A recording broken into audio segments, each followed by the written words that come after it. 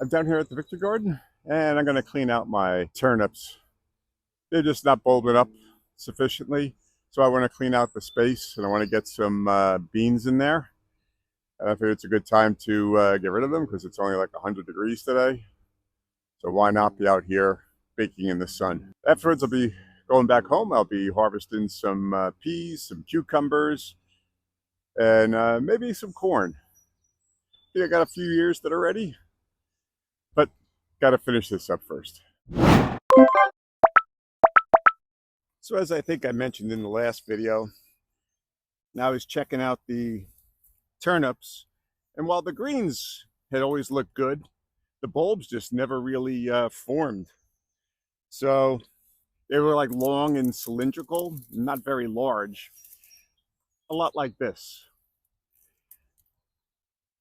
It's not really, you're not going to get anything, you're not going to eat anything from that.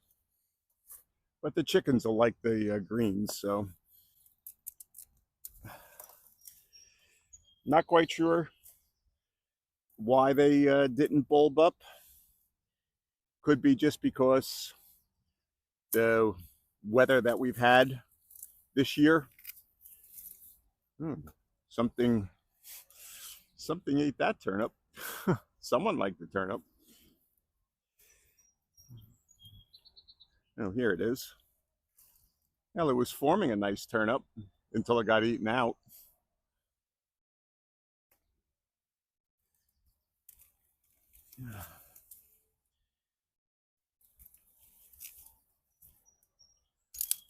I should be able to get a few slices out of that one. But as I was saying, the weather that we've had, very rainy, and then it would get cold, and then it would get super hot, like today. So they just never really formed.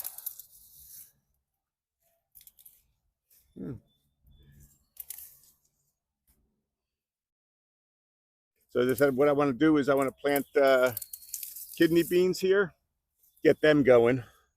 A disappointing harvest for the turnips, but I got another batch of seeds started. They're in the seed snails, and hopefully they'll perform better going into the fall. So maybe it was the quality of the soil they were planted in. This was a rushed bed at the beginning of the season. I had to get the beds in, and I was low on compost, and I was using some soil from composted wood chips. But as I said, the greens look good, so it doesn't seem like that was actually the case. But whatever it is, I'm going to put down some more compost, and I'm going to plant some kidney beans in here. Before I go, though, I just happened to notice a tomato ripening here. Not a very big one, but I like to pick them, and they've got this blush of color on them, and allow them to ripen at home. And I see another one back there. Oh, I see two more. Jeez, this plant. This was supposed to be my Roma, but turns out it was a vining tomato. So, well, at least I got a couple of tomatoes out of this today. So I'm back here at home picking some peas. They're kind of flagging in the heat, but they're still producing a handful a day. Not very big,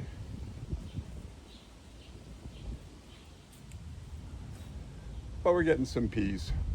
So I've been saving them up, and then when I get enough for a meal for me and Mrs. Triple G, we heat them up.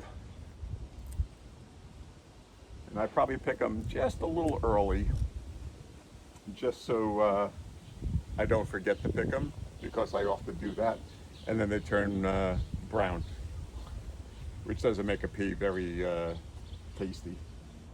So I think that's it. Like I said, just a handful of peas, which is good enough. And with the others that I've harvested over the past few days, we've had almost enough for a meal. So by the end of the week, I should have plenty. And then it'll probably be time to take the peas out because the cucumbers are going nuts. The vines are going crazy. And I've actually got a few cucumbers that I got to pick too. So from this side, you get a better idea of how these cucumbers are doing. The vines are growing all over. There's just 4 vines, but they're starting to take over the entire fence here. And we've got a bunch of cucumbers I'm going to harvest. These are national pickling, and while a lot of times people let them get a lot bigger than this, I like to pick them around this size, only because I have a baked bean pot that I like to make dill pickles in, ferment them in the pot, and this is the perfect size for those. So we got another one right here. And one thing I wanted to show you is, well, it doesn't seem to be having an effect yet. They are everywhere.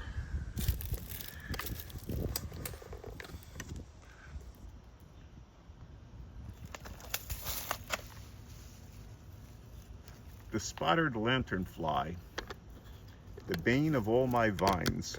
And I almost missed this one. This one's a little large and almost getting to the point where it would be too far gone, but not optimal, but still edible. So I missed this one until yesterday. So that's too far gone. And then I'll be able to save some seeds for next year. And the last thing I want to pick is some corn. I actually only want to get 2 ears of corn for dinner tonight. I think there's some that are ready to be picked. I think another week or two and most of the corn will be ready.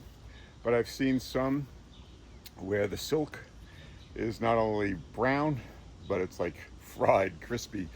So I know you can open up the ears, press the kernels, see if milky substance comes out.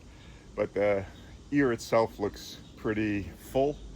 So I think we'll be good harvesting it. We'll find out. I have to say, this is my best crop of corn I've ever had. Haven't obviously harvested the ears yet, but the health of the stalks, the amount of ears that are on the corn, it is by far the best. One, I guess it's that maybe the seed that I'm using from High Mowing Seed, I think it was. I remember it had some weird formula for a name, but it's basically a golden sweet corn. But I also think using the chicken manure as fertilizer, because I didn't use any other fertilizer on the corn except for the chicken manure.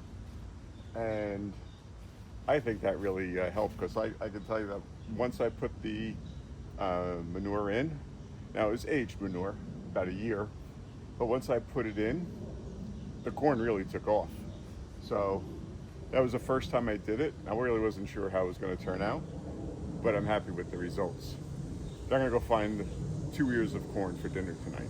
So this is one of the ears I'm going to try. It's right up to here, so it's a good size ear, and I don't know, it feels like it might be full all the way. So I'm going to open it up. See the silk here is just dry and everything like that. So let's see what it looks like inside.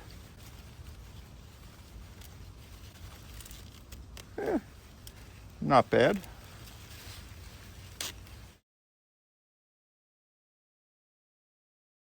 And the last thing I'm going to harvest, of course, is cabbage. So this is my biggest head of cabbage. It's probably about 4 pounds, I'd say, maybe a little bit bigger. I'll have to weigh it when I go inside. But boy, I left the shade cloth off of it for a couple of hours, and it just wilted right back. They were looking pretty good when the shade cloth was on it. Pulled back to a couple of leaves and just cut off your head. So that's a good size head of cabbage. Nice and solid too. With my other heads of cabbage, I've been making freezer slaw. Whippoorwill Hollow channel has a great tutorial on how to make freezer coleslaw, and I tried it for the first time yesterday. Well, I cut up my cabbage the day before, took it, froze it, and then took it out of the freezer and made some coleslaw yesterday. It was delicious, unbelievably delicious. I'm not going to make coleslaw any other way. I've still got a few bags in the freezer of my frozen slaw. So I didn't realize it, but my camera cut off uh, when I was harvesting the ears of corn. But as you can see, they're pretty nice. And I'm going to have to get these vegetables inside because the flies are being attracted here. We got 3 cucumbers plus that big seed cucumber. Got 2 ears of corn for dinner tonight. Got a nice head of cabbage. 3 tomatoes. Geez. A handful of peas and a sorry-ass turnip. But not a bad little harvest for today. So it was a nice little harvest. And I got a couple more tomatoes from the vining tomatoes here at the house. But if you want to see what we're doing in the garden last week, check out this video right here. And then subscribe and hit that notification bell. And that way you'll be able to follow along the progress on all of our vegetables as we try to grow a supermarket in our own backyard. Okay, thanks for watching.